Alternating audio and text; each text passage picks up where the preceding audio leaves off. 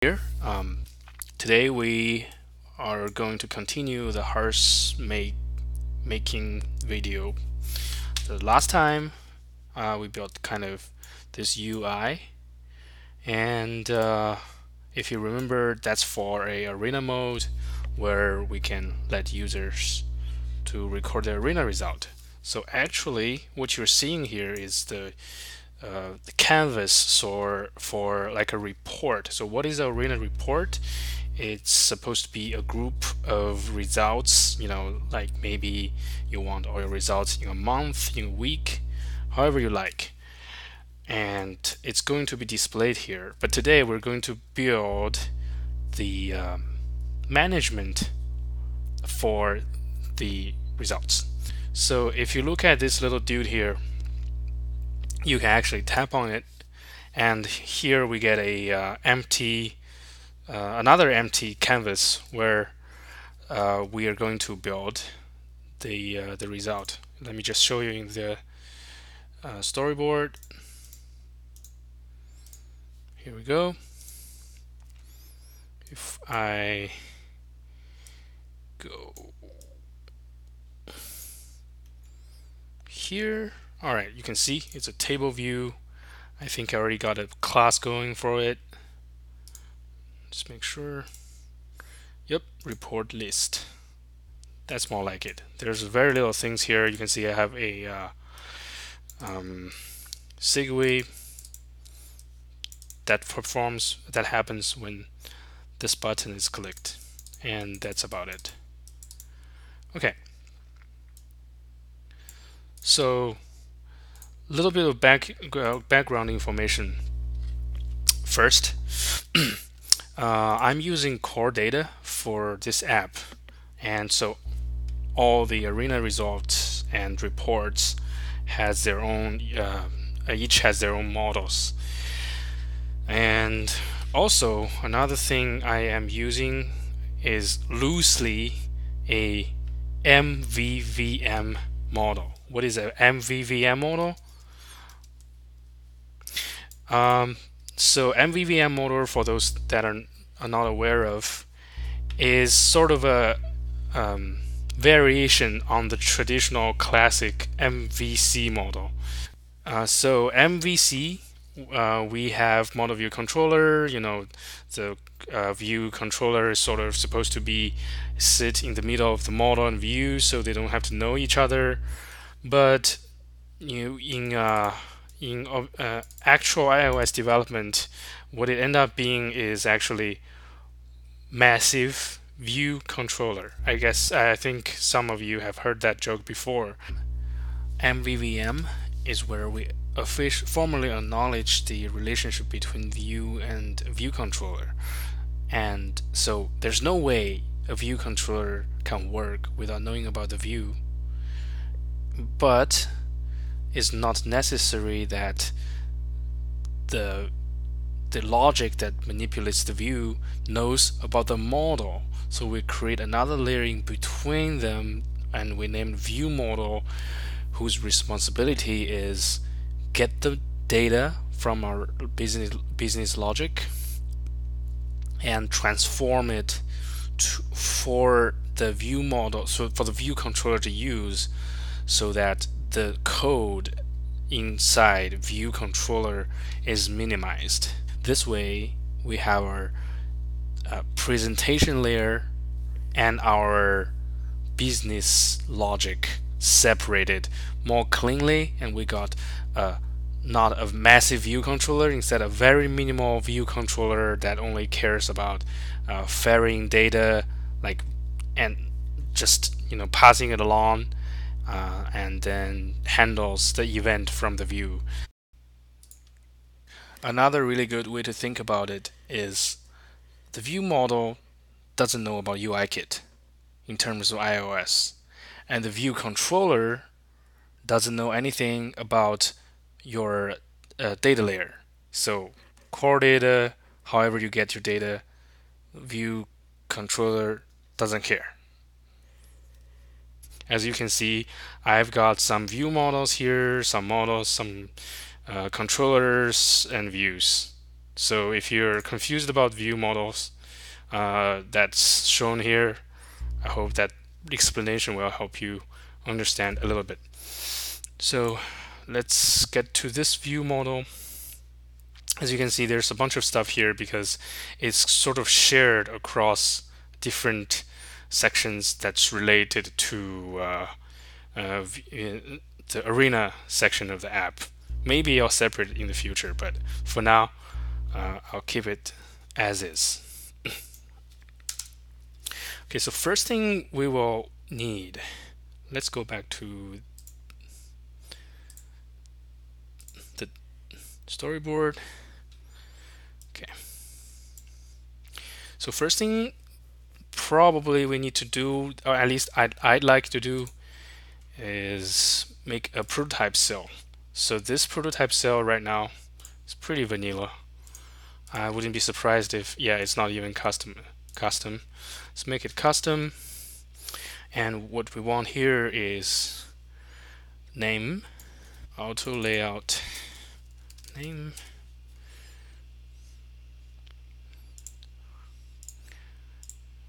I use Avenir everywhere. Oh, that's the wrong one. Here we go.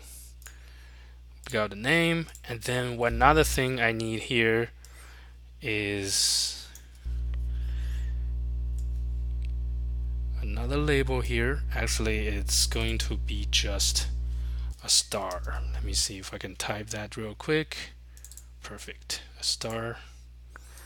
And this guy sits in the center horizontally. I mean vertically, and to the right. 8 to the right. I think I still need to set the X position for the name. I think 15 would be good. Alright, perfect. Okay. So we've got this cell. Let's give it a class, right? New class. Let's call it arena report list cell. Okay. Change this.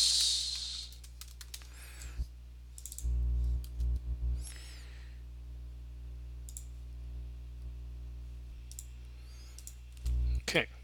Now this cell is officially our UI table, well, our list report list view cell.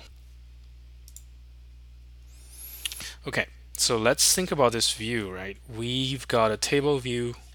We want to populate it with the data from CoreData, and we already established that the view model is responsible to actually make that connection. Now, with CoreData, we've got a lot of help, especially with table view. In CoreData, there's something called UI, I think fetch result controller. NS result controller, where it actually has all these nice events prepared for table view and collection view. So what we need here is one of such result. So that thing definitely is the reference to it, direct reference to it, at least definitely belong to the view controller, a view model, and we call it result controller. I think is NS fetch result controller. Fetched result controller. Here we go. And we will initialize it in our initializer. So controller is an NS fetched result controller. we've got this nice auto completion here. So let's, as we can see, we need a fetch request, a context, and we don't care about this last two because I'm not using any caching. Yep. So let's write this request. So for the purpose of this controller, the request is always the same because all we need is simply a list of the reports. And I'm going to make a computed property, report fetch request. What it is ns fetch request,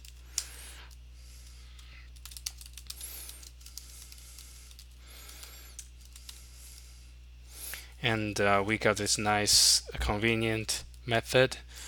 I will supply the request name, which is just arena report. And in this request, we need to give it a few pieces of information where, like, for example, in what order do we want this request, right? So we give it some sort descriptors. So request.sort descriptor equals, and there will be probably a list of them. Let's see, and it's sort descriptor. I believe we can specify them by simply the key name and is ascending or descending. So first thing, let's look at the model real quick.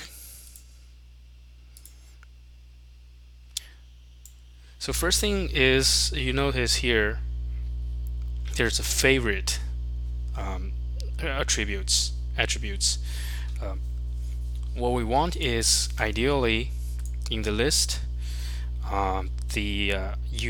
potentially you can have a lot of reports, but you may only care about a few of them, right? Some people like to have it every week. Some people like to only have one. Some people may have both, so they may use the favorite feature, which we already have the UI for, and the favorite reports will go to the top, and then the rest will simply sort it by their creation date. Create time. Okay. Back to the view model.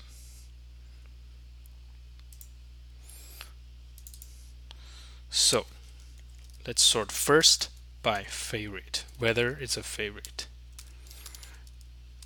And ascending means 0 first, 1 later, and we don't want that, so false. Okay.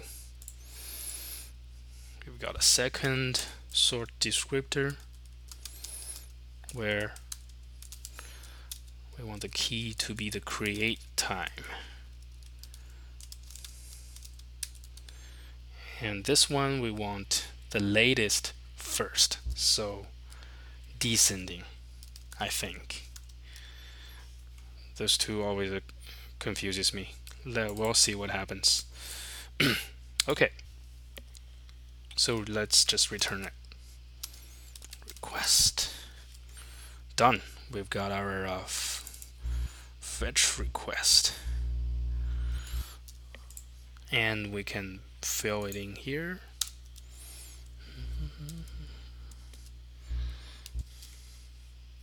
What about the manage context? Okay, here's something that might throw you off. I have a global for that. Why global?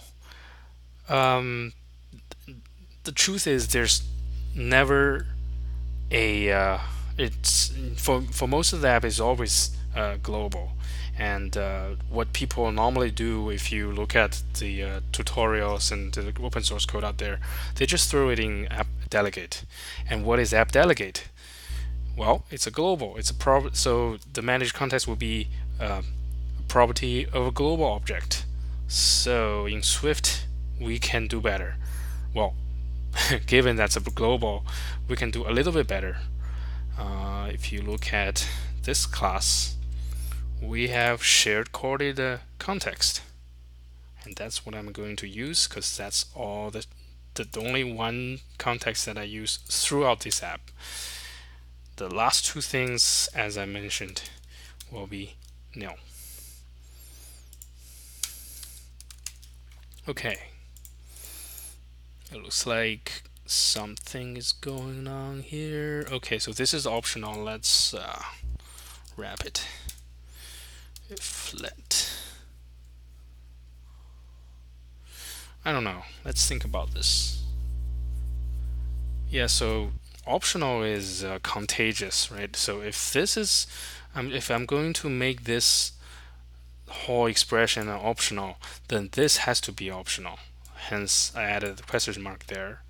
And then I'm going to say, okay, if the context is not nil,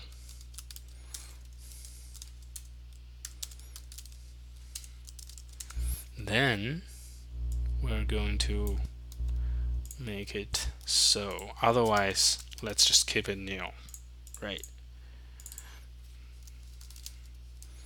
Okay, great. Now our view model has a result controller. Now let's take a look at the actual controller, the presentation layer, right? We have this report list controller, and let's make it aware of its view model. So this view model is originally created by this root page controller, as you can see somewhere here. Okay, here we go. Self view model is view model when the view is loaded, and this is the first view of this section. As you can see here, with we prepared for the segue show arena collection, and I believe that is the one that will invoke our report list controller. Let's check just to make sure.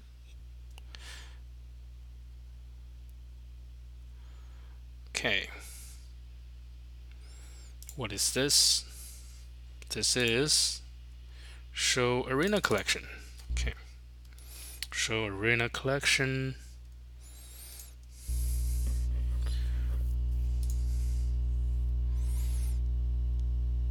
Yep. So when this segue happens, so we did some UI things here where we make that a pop-up that work. We made the pop-up work on iPhone, and we'll do one more thing where we say segue.destination view controller as our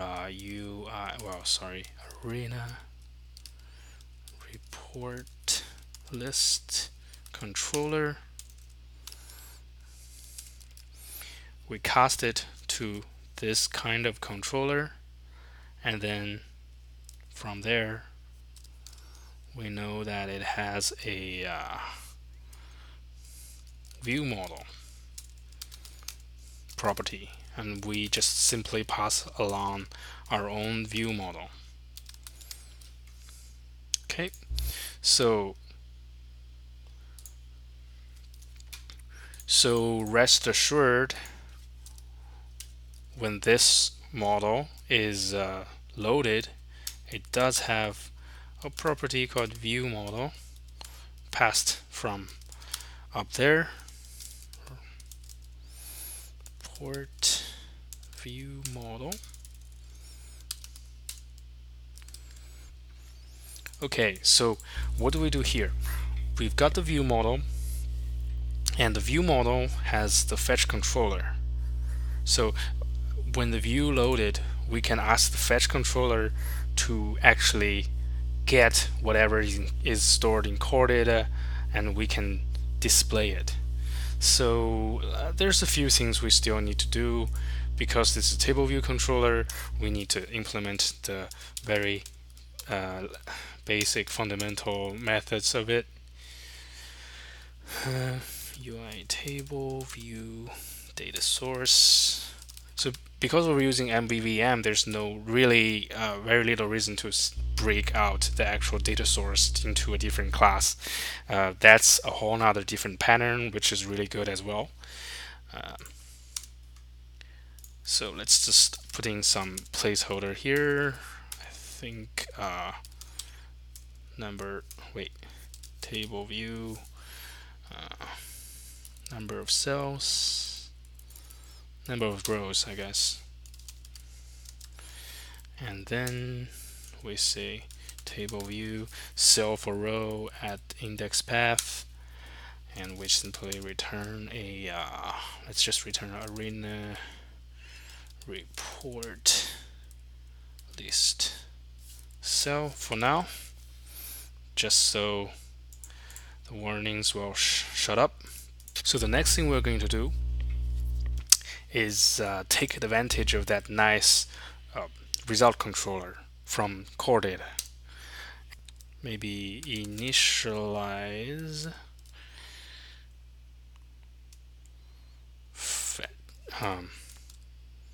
fetch controller, and we're going to give it a delegate.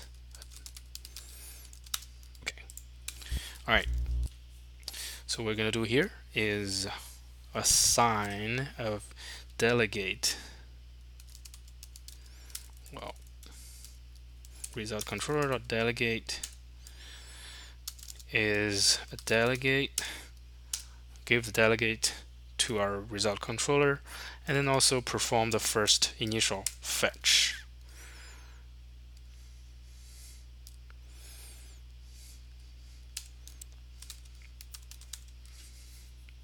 Right.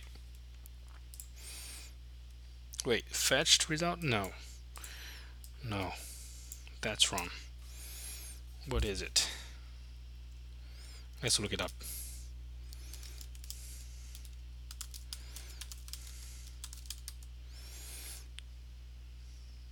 Something along the lines of perform fetch, maybe. Perform fetch. Arrow pointer. Okay. Let's perform fetch, because now we get a delegate, we know whom to inform, and we're going to make this event signifies that okay, it's time to perform the initial fetch. So perform fetch. We don't care about the error for now. So this will populate this controller with all the results according to the request we set up earlier. And when that will happen, of course, that's when our table gets loaded. So let's see. So self view model set. Wait, what was it? Initialize view controller with a delegate, and that delegate is ourself. Of course, I got a warning because I need to declare myself as such. Fetched results controller delegate. Okay, I think CoreData, if I import CoreData here, yeah, that'll make the error go away, because I just checked and all the method for this delegate is optional. So alright, so we're all good. So after we're loaded, we know that we got some results. We got actually all of the reports loaded into our context, CoreData context. And now, instead of doing this, instead of telling the table we have 0 result, we can tell it the actual amount. And to do that, of course, we're not going to invoke the result controller. And we're going to say number of reports is going to be the int.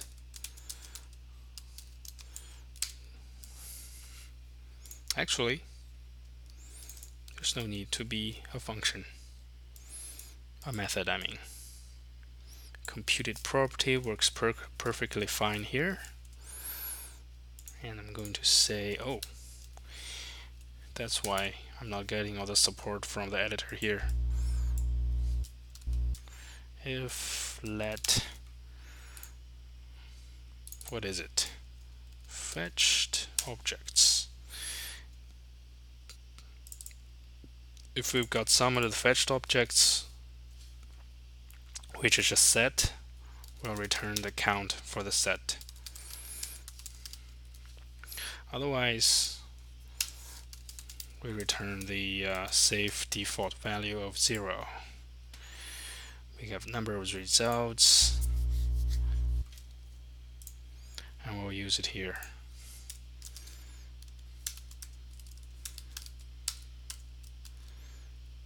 Just to reiterate, as you can see here, number of reports. So what we're trying to do here is the view controller does not know about, ideally, the result controller. The reason we made it the delegate is so that we can get all the nice events from the result controller, which is not ideal. Ideally, we will set up another layer of abstraction where the event is passed to the view controller, and then through the view controller, the view model, the result is passed to the view model. The view model will in turn inform our view controller, but that's like too pretentious. I'm going to skip that. And now we are going to think about the cells. Let's go back to our storyboard, and I'm going to hook up the cell with its class, because we just created the class and it's empty at this point, I believe. Okay.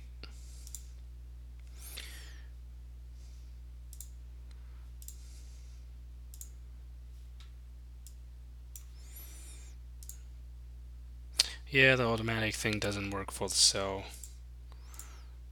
even though we correctly selected it. So let's go manual.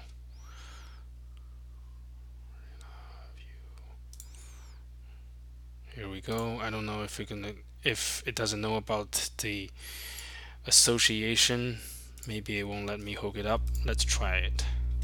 Let's give it a whirl.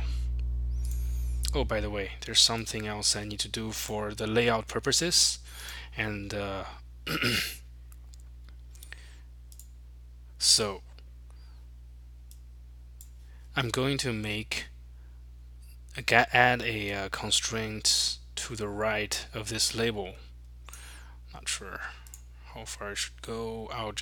But it's going to be in relation to the second label here. I'll adjust its value.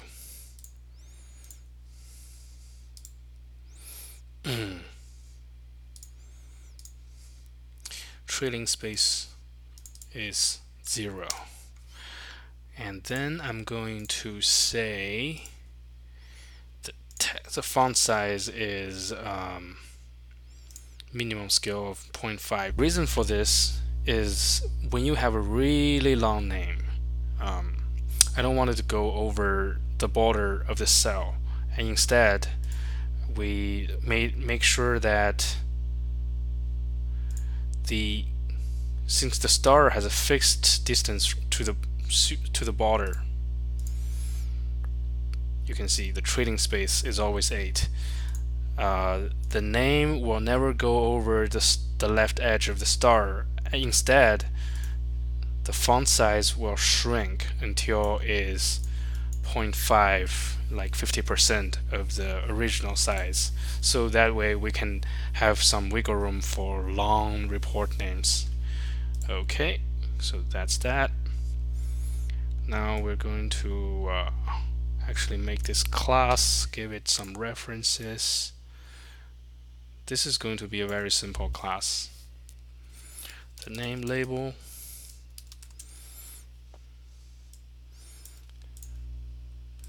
and favorite label. Okay, just some reference for now. And that is that's for when we actually populate the table, we can specify those properties. So we'll go back to our cell for row and index path, and then we're going to do our go to table view DQ cell with identifier. Of course we forgot to give it identifier. Usually I use the same name, arena. Report list cell, just to prevent me from forgetting that. I'm gonna set it right away.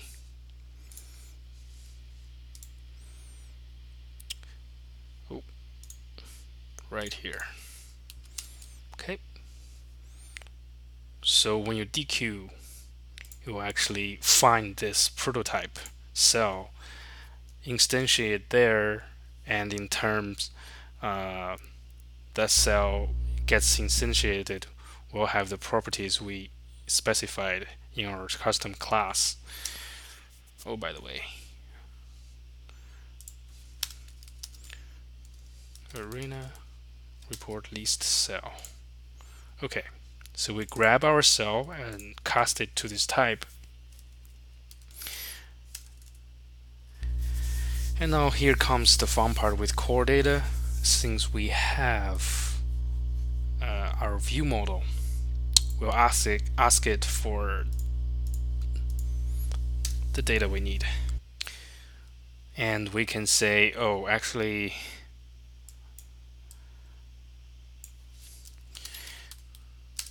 isn't that nice?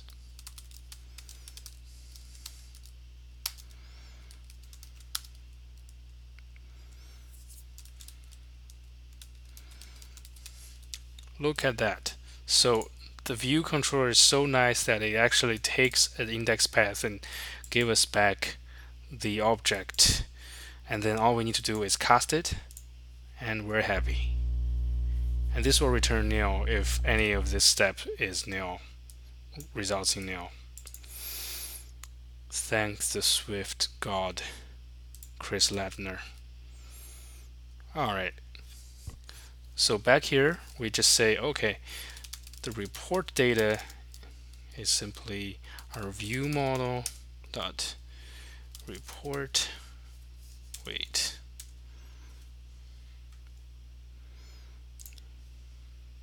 report at index path. Yep. Autocomplete failures is making me doubt myself. Which index path? This one. And we can set our cells here. Obviously there's a little issue with our MVVM pattern, another breach here, where we actually grabbed the model, but here I can wave my hand and say, okay, this is I'm going to only read this data. None of the states is changed, and I'm going to pretend that I simply copy two values over here. You can imagine the view model actually say, okay, name of the model and index path and favorite and index path, and we'll essentially have the same effect. So we will give up the abstraction in the same spirit that we did here with the delegate thing. But as long as we keep that boundary clear in our head, we're going to say it's just fine. Name label, favorite label, set those values here.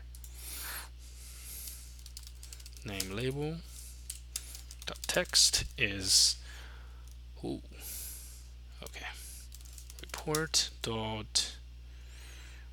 I already forgot. All right. So this is optional, and we're going to make sure we don't do the wrong thing. It's very dangerous if you simply like add an exclamation here, because if this ends up being nil, you essentially get a runtime assertion and your app will crash.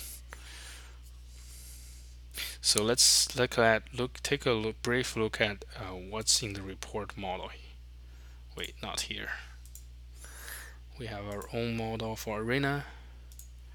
In the report model,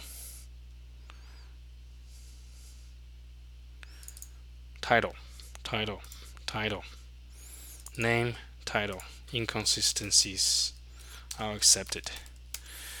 And the other one is favorite label.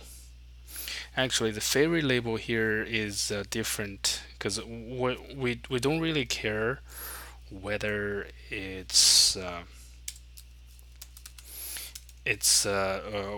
what content it is, but we care about whether to show it. So I'm going to say, okay, is the report favorite? If it is, then it's not hidden. So when it's hidden, it's not a favorite. Here we go. Okay, we cool? We cool? What's this? NS number. Of course, it's NS number. Bool value. There we go. And here we'll simply return the cell. So this ideally will never execute. If it does, it's going to be return. I actually, you know what?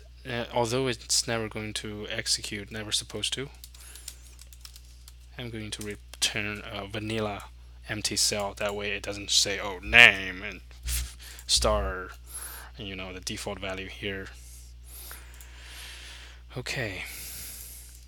So it's been a long time since I actually run the project, and I'm sure something will go wrong, but I'm going to run it and see if the results, the reports, will show up in our list.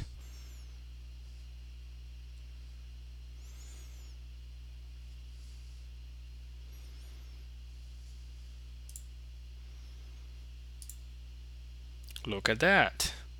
We've got a report named ABC, and it's not a favorite. If I hit create here, will it show up? Okay, see, that's the new report that's being generated here. And yeah, we've got a nice list of report.